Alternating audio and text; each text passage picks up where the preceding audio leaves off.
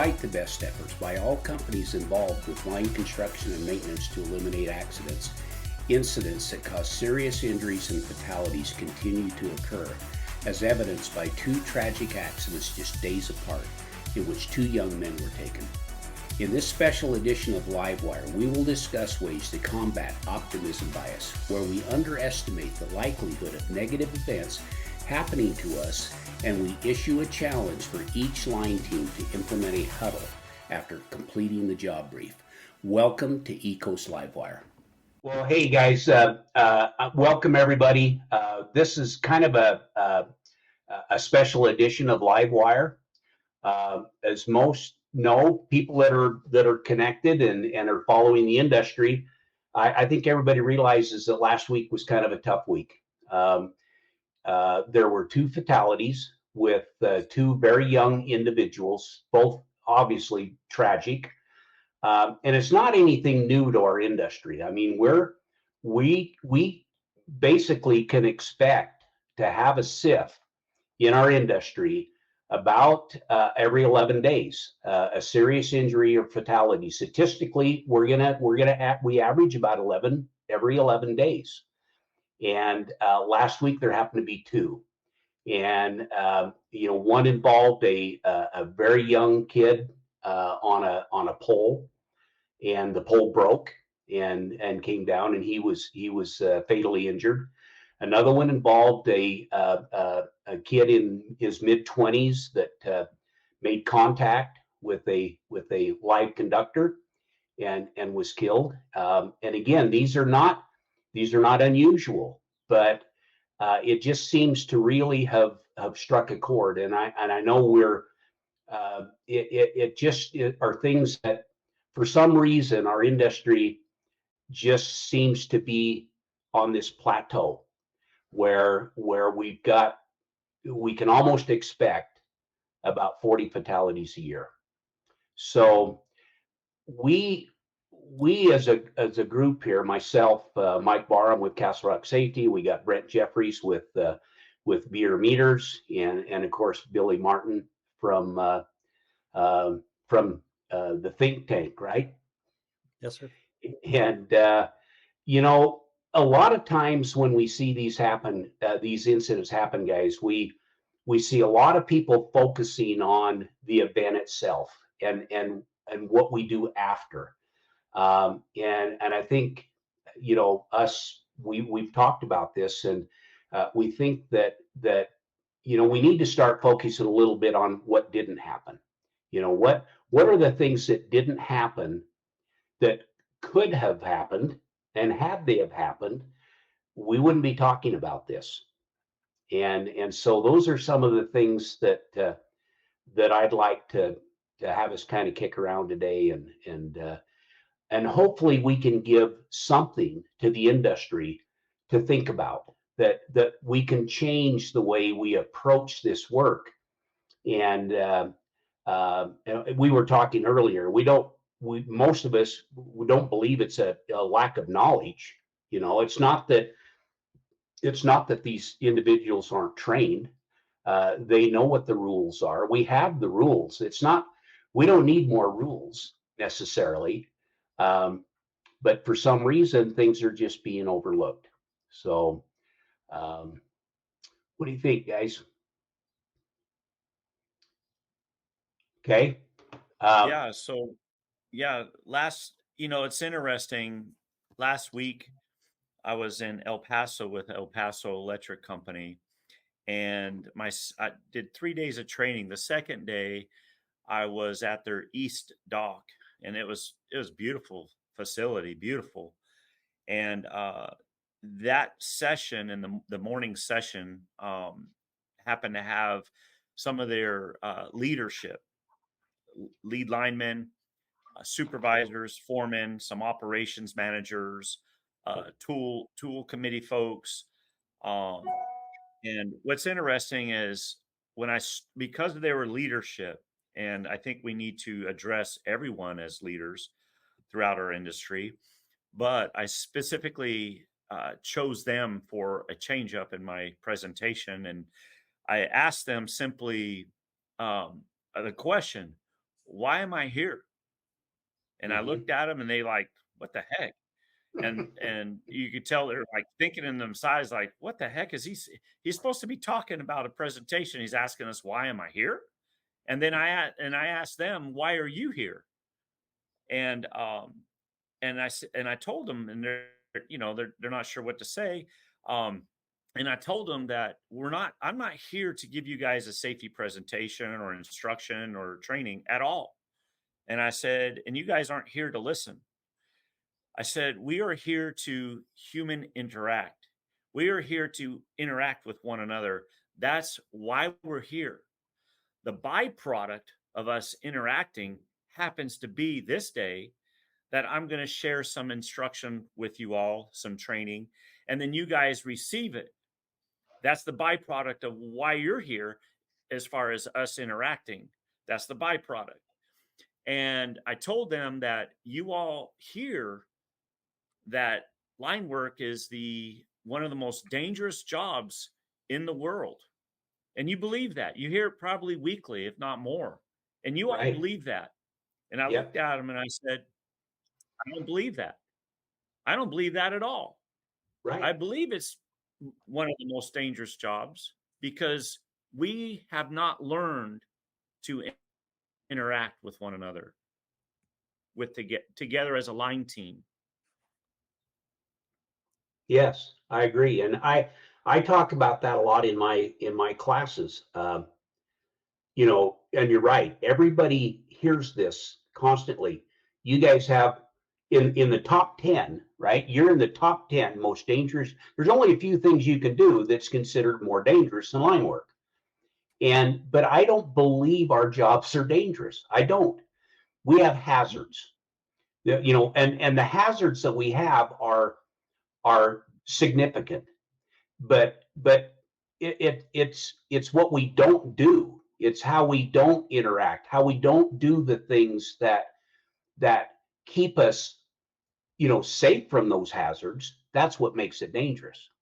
And you're right, Brent. And I love the way that you no longer refer to these as crews. They're not crews, they're teams. And we got to be thinking, we have to be changing that you have a leader and then you have a crew, and in that crew you have different levels of um, you've got this totem pole, right? And then you got the guy on the bottom. You don't want to hear from him, right? He doesn't have anything good to say. He doesn't know enough, right? And so we put people on these different levels, and we gotta stop referring to these as crews. They're not crews, they're teams. And if we don't act as a team, that's how people win football games. That's how Iowa beat LSU last night, right? Because they were out there working as a team, right? Yeah. And I don't know if you guys watched that game. It was beautiful, man. It was just a great thing to watch. But anyway, I love that, Brent. We've got to be a team. Got to be a team. Exactly. Mike, you're describing what's happening. So in your and my generation, we had foremen who had 40 and 50 years, like you have 50 years now, right? Yeah. And as a young lineman, I knew that guy had seen everything and I could ask him. And it was pretty much command and control all the way because he knew. Yeah. But now that doesn't exist in our industry. And for whatever reason, there's very few people with a lot of years. It's more of a combined group with less years than half you have, right? So that these young men and young women are brilliant. It's been proven, up to now at least, that every generation has a higher IQ than the one before it. Mm-hmm. Yep. But one of their brilliant neurons screaming alone in the parking lot doesn't do anything unless it does what Brent says, unless we connect. And as soon as we connect as a team, now we can bounce things off each other. Yes. As long as we don't suppress and dismiss each other. Exactly. Which is kind of a problem because some of our managers, some of our leadership doesn't really realize that they're not releasing the potential in others. They're suppressing it because they're in charge. Because they're in charge. And, Exactly. and why we need each other. I mean, take this young man who's going to go climb a pole. He's like a skateboarder, right? If you look at the kids in a skateboard park, they're not trying to be safe. They're No. trying to become more competent. Right. And they're going to go out into this skateboard park and learn how to become more competent.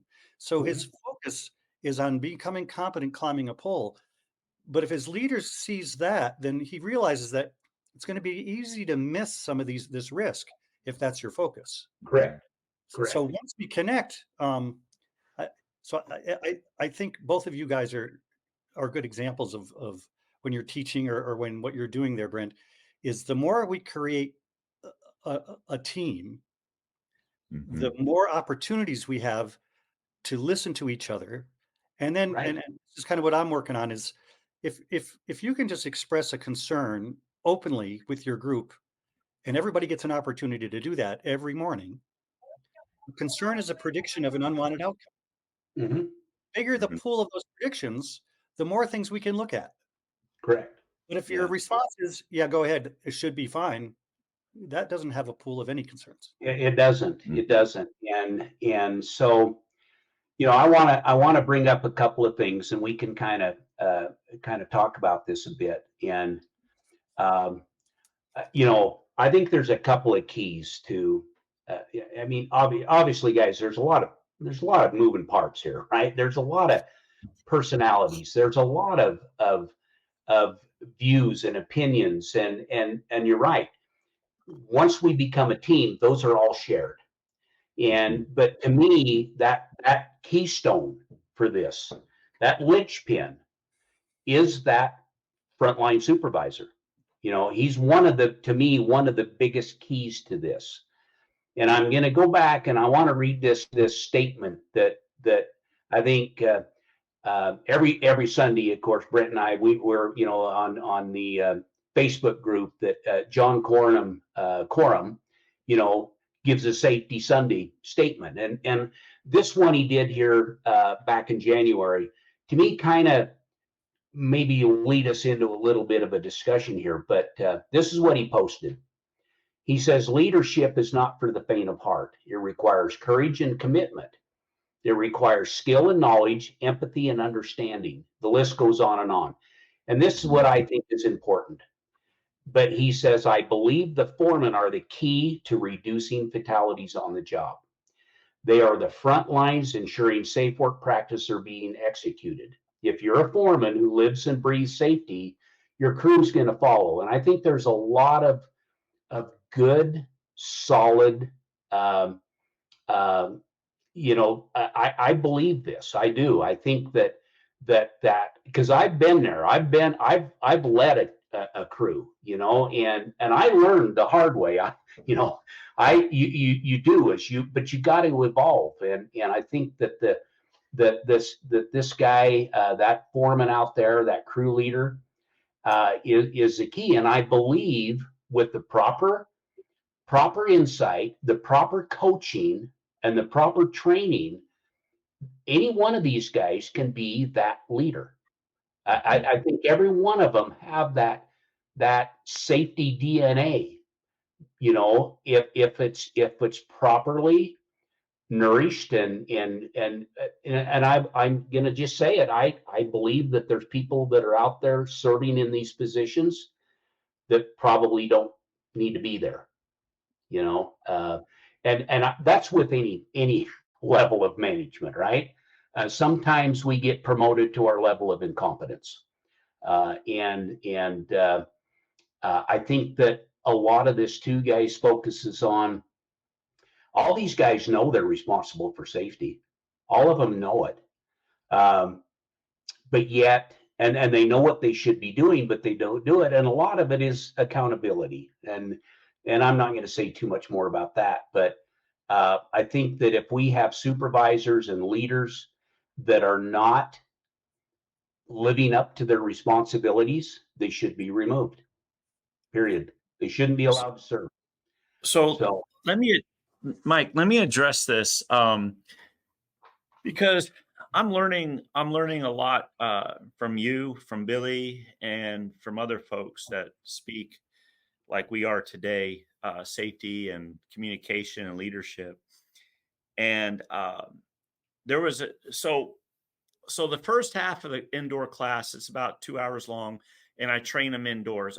We go outside. So I got all these leaderships the last 2 hours of the day going outside.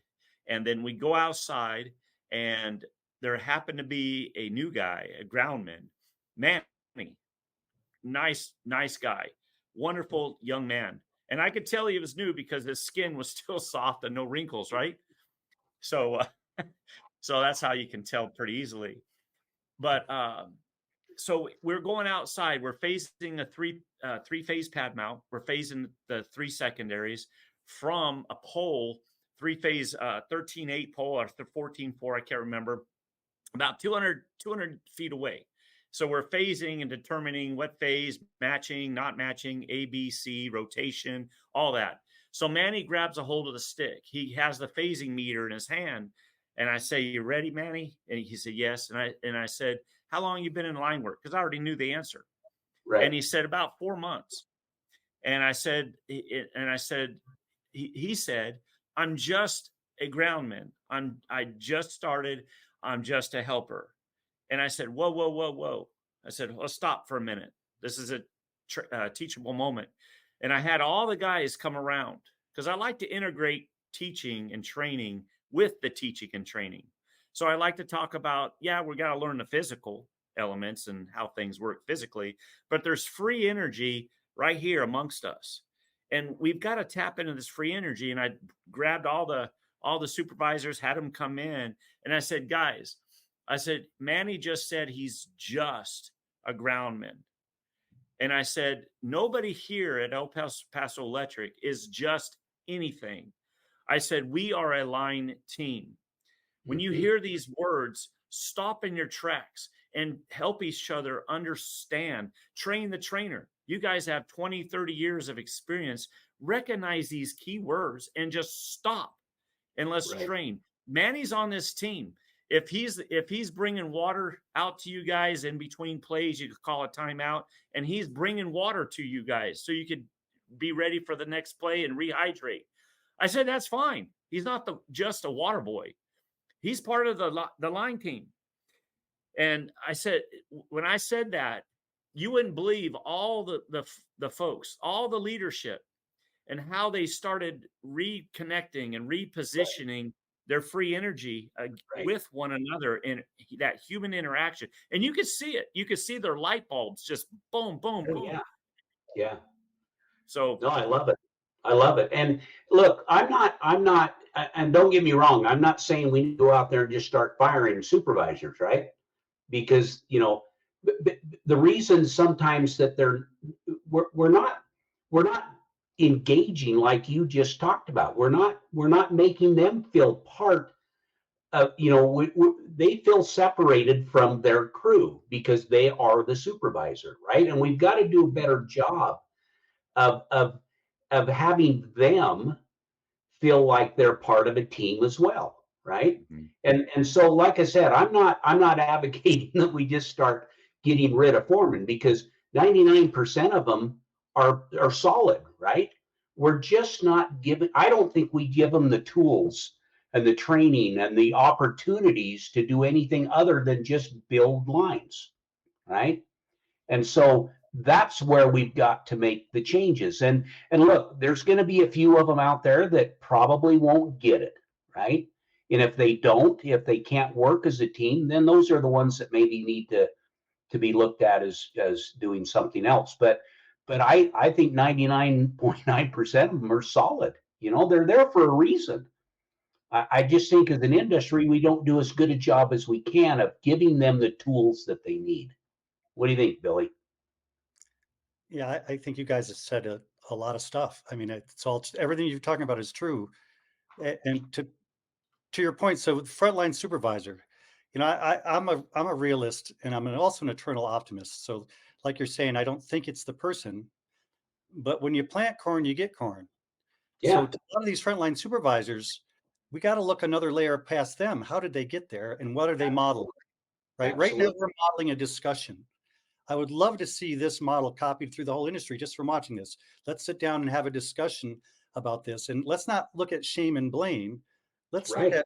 at what is the result we're looking for, right? So to Brent's story, so the byproduct of a healthy relationship is safety. We don't need supervisors that are preaching safety and talking about safety. We need supervisors that are focused on creating an environment that has a byproduct of safety. Exactly. Right. Yes. So, and to your point, so that means we need to create an interaction that's not egocentric. Yes. Right? That yes. provides, that looks into each other and sees what you need and what you need. And I learned that by listening. Right. That's why we got 2 ears and 1 mouth. Right. I'm trying to get better at it because usually I don't shut up. So I'm getting better. But but when you talk about the nourishing and training and coaching, I'm going to go out a little bit out on a limb here. If I gave you 2 seeds, remember I said plant corn, you get corn. If I give you a corn seed and a sunflower seed, they look completely different. One's black and one's orange, right? And both of them will grow totally different plants.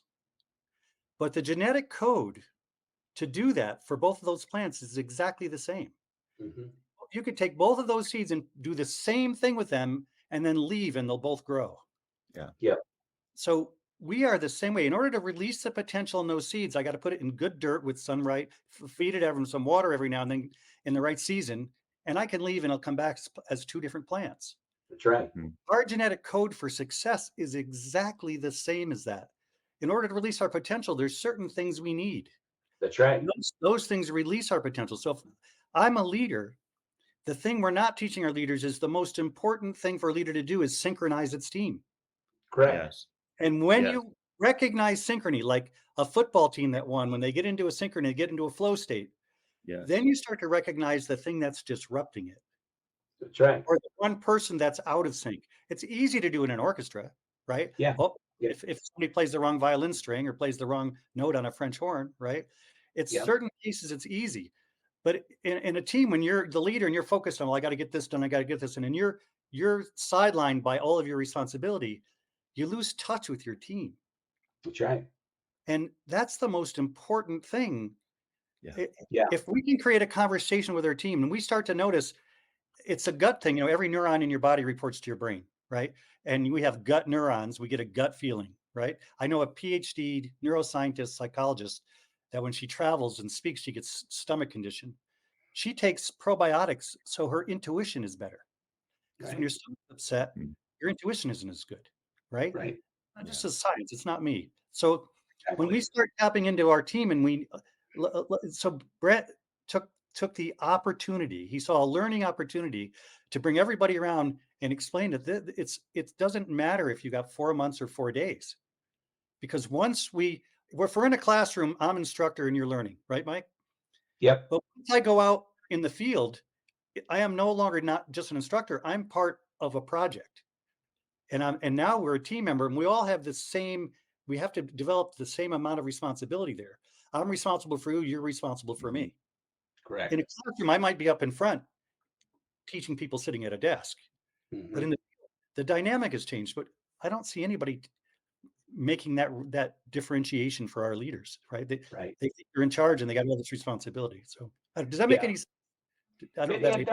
It does. It does a lot. And we've got I think an opportunity that people need to take to really look at how they can change that from a crew to a team, right? Because that's really what we're talking about here. And so that's one of the things that I wanted to kind of kick around a bit this morning. I think that's a key element. Another thing, and we talked about this a little bit yesterday, and we've talked about it in the past several times, but a lot of these things that are happening, everybody knows that if they touch a conductor, right, without their personal protective equipment, it's going to be bad. That it could kill them. Everybody knows that, but yet I think our industry suffers from a very high rate of what's called this optimism bias, where nobody believes it's going to happen to them. Nobody believes it's going to happen to their crew. And it's evident in the fact that every time this happens, guys, every time we have a contact or some other serious incident, a job briefing occurred before that incident occurred, right? So nobody's leaving that job briefing with any thought in their mind whatsoever that this is going to happen. That it's not going to happen. It's never going to happen to us. And so I think what this does, it just leads people to making some of these unsafe decisions. And you know, we've got a bunch. The crew, these teams. I don't want to call them crews. We're going to call them teams. You know, they just tend to think these hazardous events are not likely to happen to them, and they're not. And right, and you're right. And most of the time they don't, right? Most of the time they don't. And so to me, that just continues to breed this bias that people have that it's never going to happen. They hear about it over here and they hear about it over here, right? It's never going to happen to them. And you know, I don't know, maybe you've got some thoughts on how to make some changes in how people look at that. But when that bias kicks in, I think it's pretty hard to reverse that.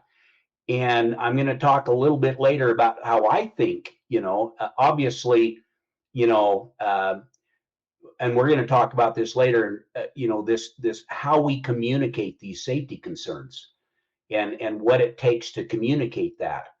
But people need to know it will and can happen to you. So first, Mike, there's a book called The Optimism Bias. It's by Tali Sharot, Stalisharot. And she's a behavioral neuroscientist, if anybody wants to read about what you're talking about.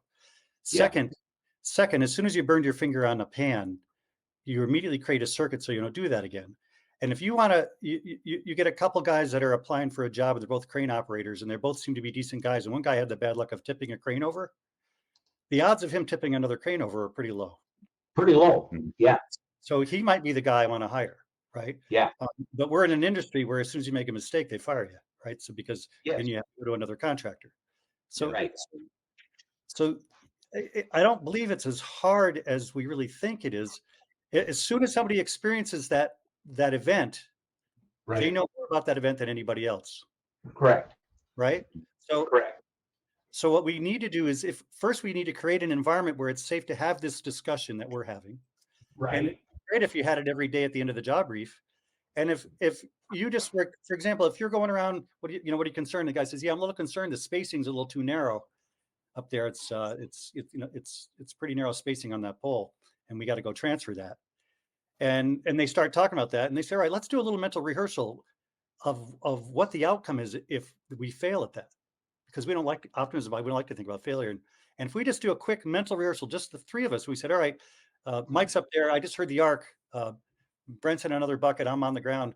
He's down the bottom of the bucket. Go. And you just do a little rehearsal of, where's the AED? Who's calling 911? How do we get him out of the bucket? That creates the same circuit as if it happened. Right. It's been proven in neuroscience. So to remove the optimism bias, you have to get people to believe it's possible, but you need to create an environment for that to happen. So that's just one idea. Mental rehearsals, we do them in medicine all the time, right? I mean, that's the guy who's coming, the paramedic that's coming for your broken leg. You kind of hope it's not his first time, right? Exactly. Right. Yeah. But right now, because of your optimism bias you mentioned, if something happens, a guy gets a flash in the bucket, it'll be that crew's first response. Right. And with being triggered with the stress response, it'll be their first dry run to save their brother. Yeah. Isn't it worth it to practice Absolutely. that? And when you do, once you believe something is possible, there's a lot more things change than just your conscious self. Yeah, I remember a lot of the training we used to do um, people, they, they, people, we take people through CPR, every 2 years, we got to get them certified. And every time you do that, you've got a handful of guys that grumble about that, right? I've done this so many times. I haven't forgotten how to do this, and so on and so on. You practice bucket truck rescue. You practice all these things, and you've always got that handful of people that whine about it, right? That think that you're just trying to check boxes, right? But you're right. You're hopefully planting that seed that if something does go south, right, they know what to do now. So they don't. And yeah, because I know. what you're talking about is the skill, not the event. Exactly. That's what I'm saying. Yeah. You are teaching them this skill, but they still don't think that it's ever going to be needed. Right. Right. They don't believe that I'm ever going to need to get somebody, rescued from that bucket, or rescued from a pole, or rescued from a tower. That's never going to happen. So that's part of, kind of a disconnect that we have with how we train and teach people. We don't even train for our own house for CPR. I mean, do you know what the incidence of out-of-hospital cardiac arrest is in our country? Do you know the number? It's high. It's 1,000 a day. Yeah. And 70% of those are in the home. Yeah. Yet nobody even thinks they're going to walk in the door and find one of their loved ones on the floor. Right. But it happens 700 times a day. Yeah. Right. Well, it happened to me. My wife had a heart attack a few years ago. Wow. So, Wow. and we just sat there and looked at each other like, what do you think? You want to go to the hospital? We didn't even believe it was happening. Sure. Denial. Number one symptom of a middle-aged man for a heart attack is denial. Well, for her, I mean, you look at my wife and you think, well, she's the last person in the world that this could happen to, right? But it happened. And so that was part of my bias, my optimism bias is I never believed that she could have a heart attack, but yet she did. So, yeah, this is good discussion, guys. One of the things we touched on, and I want to kind of maybe kind of finish on this, guys, and that's as I mentioned earlier, every one of these that happen, every one of them, there's a job briefing that occurs. And everybody has a form, right? Everybody knows it has to happen. And to me, that job briefing has become just a routine form that's to be checked and thrown on the dash, and we go to work. Because obviously, just like this kid that made contact last week, I have no doubt whatsoever, one of the first things that was asked for, what do you think the first thing the crew was asked for after this happened? Did you do a job briefing? And I don't know that that's the fact, but I'm just going from experience. Almost every company I've worked for, whenever there's been a serious accident, the first question generally is anybody hurt, right? What's the concern for the employee? I can't discount that because that's probably the first thing. But then when all that dust settles, the first thing is, where's your job briefing? And to me, that doesn't tell me anything. It really doesn't. And so let me address this one. Let me address this, and this will be my final, and then you guys can wrap it up. But here's, after 8 years of doing this in front of tens of thousands of linemen, I've discovered something, and Billy, you're a big part of that, and Mike, you're coming into this amazingly powerfully. So, and but anyways, so years ago, Nikola Tesla, what he discovered, free energy.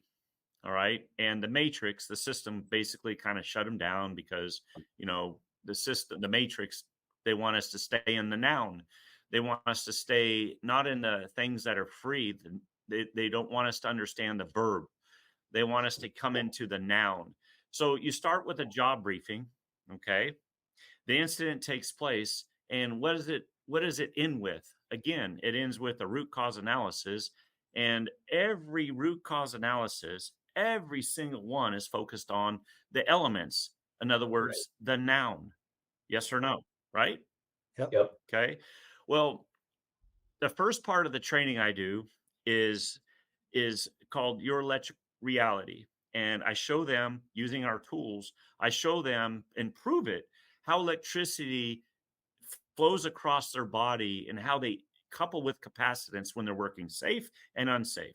Okay, so that's their electric reality as far as the down.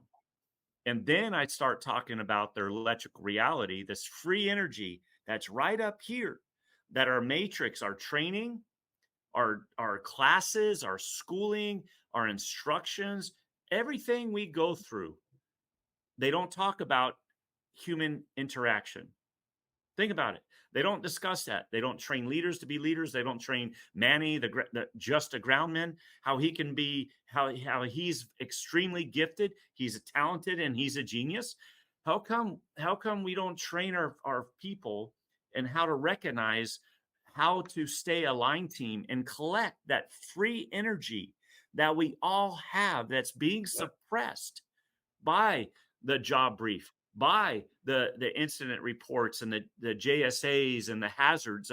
How come we don't talk about the hazards within us? And let's talk about it, get it out. The hazards identified, it's gone. Now we're a line team. Now we're going to be happy.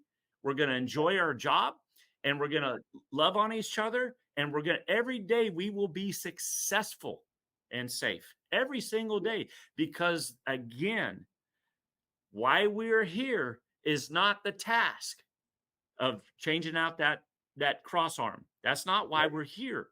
The why we're here is because we need to human interact with one another. That's free energy. Nice. I'm just going to say this, and it's probably last I'll say here, Brent, but what you're talking about is what I've been reading, right? So Tan Lee from Neurogeneration, when we make eye contact, our brain waves synchronize. They proved it with EEG headsets. Yep. And just imagine if at the end of the job brief, you stood in a circle and you get eye contact and you just did one thing, you look at each other and all you had to do is look at you. I got you. Yep. You make that connection with each other. I got you, Mike. Right? Yep. That sets a cascade of events that changes things. And we think it's too stupid and too easy, but it's really not. As soon as we finish the job brief and we sign for it, psychologically, it's the worst thing you can do because that's the same thing you do for your meal and for the pair of jeans you just bought because you're done with it. You're done with it. These two guys go get some bolts. This guy gets his rubber sleeves and gloves on for cradle to cradle, and the groundman's is pounding a ground rod. Yeah. But if we took 3 minutes at the end of the job brief after signing to resynchronize, maybe leaders could see that and then start to recognize, at lunchtime, hey, you guys, something's out of miss here. Let's just pull this together for a minute. Let's do what Brent calls the lineman. Let's do a huddle. So exactly. Those are just the simple things. I'll end with that. I think the answer is right where you said, Mike. It's right in the frontline leadership, and then the team has to realize that every time they try to blame it on the poll, like right across the country now, everybody's checking the polls, but the poll isn't what kills people. It's the inability to evaluate the poll. And that inability to evaluate the poll, maybe because somebody just treated me poorly and I don't want to talk to them. Right. And again, like you just said, Bill, it wasn't the poll, right? It's what didn't happen before the individual got on the poll. And if those things we wouldn't be talking about this, those are the statistics that we can't measure, right? We measure all the stuff after it happens. We have statistics up the wazoo for that, but we can't measure the ones that didn't happen, and that's a good thing, right? So one of the things that I really I believe that a proper job briefing, a proper one, will if we do what was intended by the 1910-269 standard that first required us to do a job brief, if we truly completed that with the intent that what its purpose is, I think we could eliminate all that. And part of that to me is the huddle at the end. You know, like you said, we go through, we check all the boxes, we do all this stuff, but we need a huddle at the end of that. We need this team together to asking, okay, guys, what are the critical steps here? You know, and what's the worst thing that could happen? When we go up in the air, what's the worst thing that can happen? What are the critical mistakes that we can make? And we start engaging with that. The hell with the job brief. That's over. Let's have this huddle and let's talk about this stuff.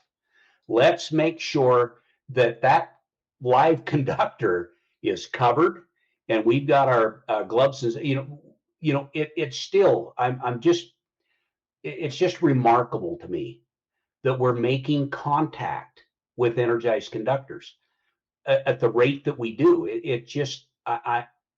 I'm just beside myself with that one because it's easy to prevent. These are not tough things to do. So I think that huddle at the end, that back and forth, you know, and you've always said this, Billy, and I love this, you know, if somebody brings up concern, that's prediction of something that's going to happen, right? And we've got to get people freely without any kind of shame or embarrassment to bring up any kind of concern they want to bring up. I don't give a damn what it is. People, this team has to have that. And I think if we can just get one thing, if we can just get people out there to do this one thing, I'm telling you, it will help change the direction. I believe it with every bone in my body. So if anybody's listening to this and then just heard that, are you the industry? If you guys are listening to this, you young brilliant minds, are you willing to try something different? Do what Mike just said at the end of this job brief. Have a huddle, right? And see what that cascades into. You guys do it and let them evaluate it, Mike. Let them come back with feedback. What happened when you did the huddle? Did you pick up anything new? What did you learn from that?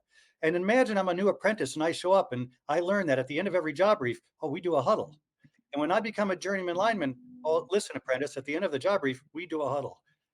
Yeah. That one thing that you just mentioned can cascade into an entire different bunch of events. I mean, and then we can add on to that for another one of these little talks, Mike. I mean, you know, you mentioned red flag words. We talked about them yesterday.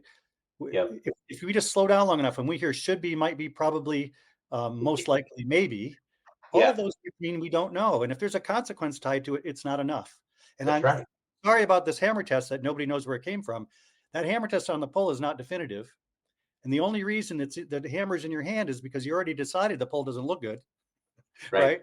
So if you decided that, you need to do more than the hammer test. You need to dig down and let's throw. Maybe one guy would have said, let's put a rope on and tug on that pole and see what happens. Yeah. But if you don't, all of those things cascade from one event. So I'm with you. I think you just nailed it. And I think, you know, you watch a football team, right? And they have their huddle. Yeah. And they've got this play. Everybody knows what they're going to do, right? Mm-hmm. And what they you know, they all put their hands together and they say break, right? So everybody, you know, and if anybody's in that huddle that didn't hear or maybe has a question about their assignment, they're going to turn to that quarterback and they're going to say, you know, now which play is this, right? And that's what I want these guys to do. You get in this huddle, and then the last thing they say to each other is not today, right? This is not going to happen on our crew today. We're going home tonight, right? And like Mac. Yeah, and the last thing I want to, you know, we've got our supervision up here, And we've talked about a lot of things, but really, too, guys, it comes down to the individual, right? The individual, they've got to hold themselves to a higher standard. And uh, every day, I want these guys asking themselves, how comfortable are you? Right? How comfortable are you? What shortcuts are you taking? What are you willing to pay physically and monetarily? And who else is going to pay for your actions, right? And they got to remember, they're the last one to have the hands on it. They're the last one to have that train of thought go through their mind on what got them where they're at, what they're about to do, and what the potential outcome is. And I'm telling you, if we can get people doing this huddle and thinking about this stuff, truly, it'll change direction. So You just gotta. that's all I got to say, guys.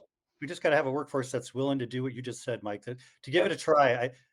I believe the workforce deserves the opportunity to test and evaluate an idea like that. Yeah. They don't need management. They don't need to blame it on management. They can do this on their own, right? They can decide tomorrow at the end of every job brief, we're just going to get in a circle and face each other, and have this discussion, maybe 3 minutes long. Yeah. And that 3 minutes, come back and tell us what happened as a result of that 3 What minutes. happened? Is it making any difference? Are people looking at their work differently? And it doesn't have to be led by anyone. It's just a huddle, right? With questions going back and forth. Guys, this is what we're doing. What's the worst thing that can happen here, right? And once you ask those questions, what's the worst thing that can happen? That's when people's gears start turning. And yeah. I'll just add one thing. If there's leaders or supervision listening to this podcast, it needs to be fostered because it's a new move, right? Somebody needs to foster that thing, go out in the field at that moment, at the job brief, and say, hey, let's try this, you guys, and do it enough so it becomes regular for them so it becomes normal, because it's not something they're doing right now. That's right. And if we can we've been trying this, we can tell people to try things, but it won't happen unless we foster its growth. And that's right. It's like telling somebody not, you shouldn't smoke.